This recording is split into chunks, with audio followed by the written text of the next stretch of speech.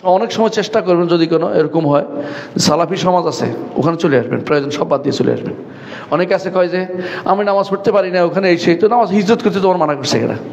তুমি মায়ার জমিনের টানে পড়ে রয়েছ, জমিন ওখানে বেচলে ওখানে দাম দিয়ে কিনতে পারবা, কিন্তু না আমি এখানে বাপদাদার ভিটা কি কবর যাইব তোমার লাগে?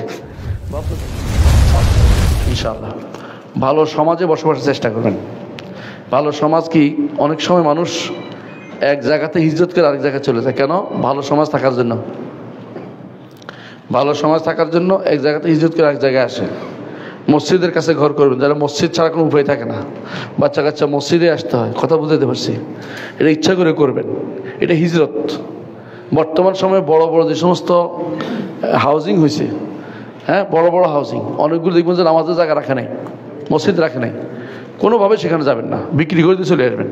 আর আপনার জীবন ইমান চলে গেলে আপনি ওইখানে বড় বড় এই স্ট্রাকচার দেখায় কি লাভ? কারে দেখাবেন? ওগুলি বাদ দিয়ে অবশ্যই এমন জায়গায় চলে আসবেন যেখানে ইমানিয়াত আছে। যে মানুষ দুর্বল হতে পারে কিন্তু নামাজি সমাজে চলে আসবেন। অনেক সময় চেষ্টা করবেন যদি কোনো এরকম হয়, সালাফি সমাজ আছে ওখানে চলে আসবেন, প্রয়োজন সব বাদ দিয়ে চলে আসবেন। অনেকে আছে কয় যে আমি নামাজ পড়তে পারি না, ওখানে এই সেই তো নামাজ হিজরত করতে তোমার মানা করছে এরা। তুমি মায়ার জমিনের টানে পড়ে রয়েছ, জমিন ওখানে বেচলে ওখানে দাম দিয়ে কিনতে পারবা, কিন্তু না আমি এখানে বাপদাদার ভিটা কি কবর যাইব তোমার লাগে? বাপদাদার ভিটা কোনো কাজে লাগবে না, অবশ্যই ছেড়ে চলে আসতে হবে এগুলি। কারণ ভবিষ্যৎ প্রজন্মকে ঠিক করতে হলে হিজরত করতে হবে। হিজরত করছে কে? ইব্রাহিম আলাইহিসসালাম। নিজের বাপদাদার ভিটা হিজরত করছে, আর ফিরে যায়নি। কেমন হিজরত করছে? হ্যাঁ, সেখান থেকে উর নগরী থেকে শুরু করেছে। উর নগর থেকে শুরু করে কোথায় আসছে? উর নগর থেকে শুরু করে আসছে প্রথমে আসছে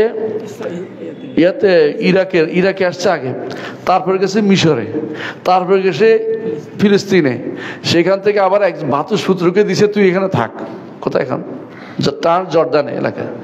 তারপরে আবার মক্কায় আসছে, তা একটাকে রেখে গেছে এখানে।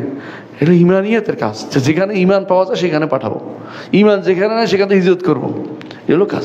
কতদিন তাকিয়ে থাকবেন না, এই জন্য ভালো জায়গায় হিজরত করে চলে আসবেন, বিক্রি করে সন্তান সুন্দরী নিয়ে, যেখানে নামাজি আছে, যেখানে অন্যায় কাজ হয়, গান হয়, ওখান থেকে হিজরত করে চলে আসবেন। থাক বাড়ি থাক, বিক্রি করে দিয়ে আরখানে কিনে একটু কম দাম হইলে ওটা কিনে নেবো, কারণ আমার ইমান রক্ষা করা দরকার, বুঝলেন? আখিরাতের সম্পদ নষ্ট করে দুনিয়া থাকিলাম। জি, আমার পরিবারের উপর থেকে বালা মুসিবত যায় না।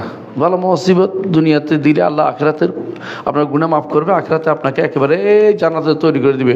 সুতরাং চাইবেন না, বালা মুসিবত চাইবেন নি, চাওয়া নিষেধ।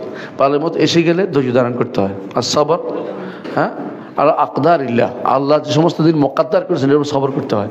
এই জন্য এটা নিয়ে বাড়াবাড়ি করবেন না। কোন